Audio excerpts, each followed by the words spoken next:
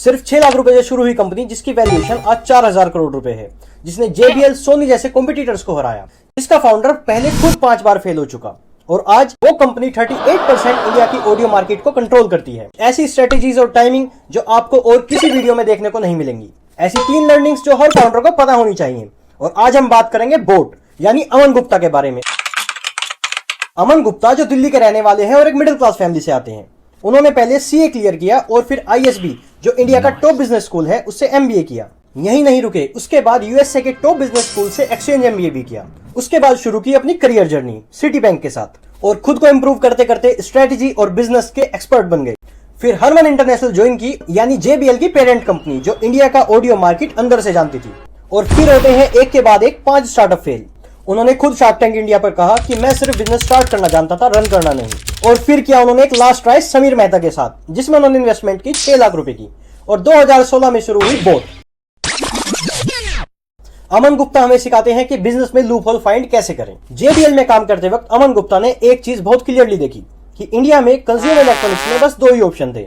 Option 1 JBL और सोनी जैसी कंपनियां जिनकी स्टार्टिंग 3000 से 10,000 तक की थी और इंडिया का एक बड़ा हिस्सा उन्हें अफोर्ड नहीं कर सकता था। ऑप्शन 2 लोकल ब्रांड्स यानी चाइनीज इंपोर्ट 200 रुपए से 500 रुपए तक, लेकिन कुछ महीनों में टूट जाते थे, किसी का ट्रस्ट नहीं होता था। बीच में कोई नहीं था, अफोर्डेबल, स्टाइलिश और ड्यूरेबिलिटी ये किसी के पास नहीं थी। और फिर अमन गुप्ता करते हैं अपना पहला प्रोडक्ट लॉन्च जिसका नाम था एप्पल लाइटनिंग केबल। मार्केट में एग्जिस्टिंग केबल टूट जाती थी लेकिन बोट की केबल इंडेस्ट्रक्टेबल थी। सिर्फ 599 में अमेजोन पर डाला, पहले ही हफ्ते में बिकने लगी और फिर ईयरफोन से लेकर स्मार्ट वॉचेस तक उन्होंने सब कुछ सेल किया। 2 साल में 100 करोड़ रुपए रेवेन्यू, वो भी सिर्फ एक केबल से यानी कि एक लूप से। Hit on the right time, ये बात आपको बोट के वीडियोस में देखने को नहीं मिलेगी। बोट सिर्फ अच्छे प्रोडक्ट्स की वजह से नहीं जीता, वो जीता अपनी टाइमिंग की वजह से। 2016 में क्या हुआ, सिर्फ बोट लॉन्च नहीं हुआ, लॉन्च हुआ रिलायंस जियो। मोबाइल डाटा जो 200 से 300 रुपए पर GB आता था वो पर्टिकुलरली फ्री हो गया। 300 मिलियन नए स्मार्टफोन कनेक्शन, वो भी सिर्फ 1 साल के अंदर। और स्मार्टफोन्स के साथ क्या चाहिए, charging cable, earphones, right product, right price और राइट टाइम, तीनों एक साथ मिले और तभी पॉसिबल हुआ 2 सालों में 100 करोड़ तक का रेवेन्यू। क्योंकि अगर आप 2014 में यही सेम आइडिया इंप्लीमेंट करते तो शायद नहीं चलता और 2020 में करते तो मार्केट पहले ही फुल हो चुका होता। 2016 बिल्कुल सही वक्त था। अब एक चीज जो जेन्युइनली बाकी ब्रांड से बोट को अलग करती है वो है मार्केटिंग। बड़े ब्रांड्स का फॉर्मूला होता था टीवी एड्स या बिलबोर्ड्स। बोट ने क्या किया, IPL टीम स्पॉन्सरशिप्स। जब बजट लिमिटेड था तो यंग इंडिया क्रिकेट देख रही थी और बोट वहां पर भी था। ब्रांड एम्बेसडर चूज किए हार्दिक पांड्या, जैकलिन फर्नांडिस और कायरा एडवाणी। ये सिर्फ सेलिब्रिटी नहीं थे, ये वो लोग थे जिन्हें 18 से 30 साल तक के लोग जरूर देखते थे। जब इनकी पॉपुलैरिटी बढ़ी तो बोट की पॉपुलैरिटी भी साथ में बढ़ती चली गई।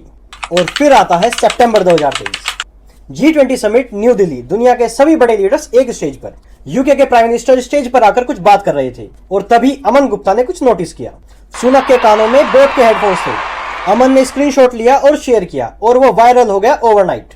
ब्रिटिश प्राइम मिनिस्टर G20 के स्टेज पर इंडियन ब्रांड पहनते हुए, और वो मोमेंट करोड़ों रुपए देकर भी नहीं खरीदा जा सकता। अब नंबर सुनिए, 2019 में इंडिया का नंबर 1 ब्रांड बना और 2020 में दुनिया का 5th लार्जेस्ट वेरेबल ब्रांड बनता है। दुनिया भर के इन्वेस्टर्स फंडिंग करते हैं और 2025 में बोट कैप्चर करता है 38% इंडिया का ऑडियो मार्केट।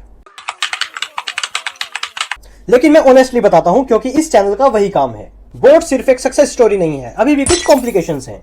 2024 में रेवेन्यू 5% गिरा और 70 करोड़ का लॉस हुआ।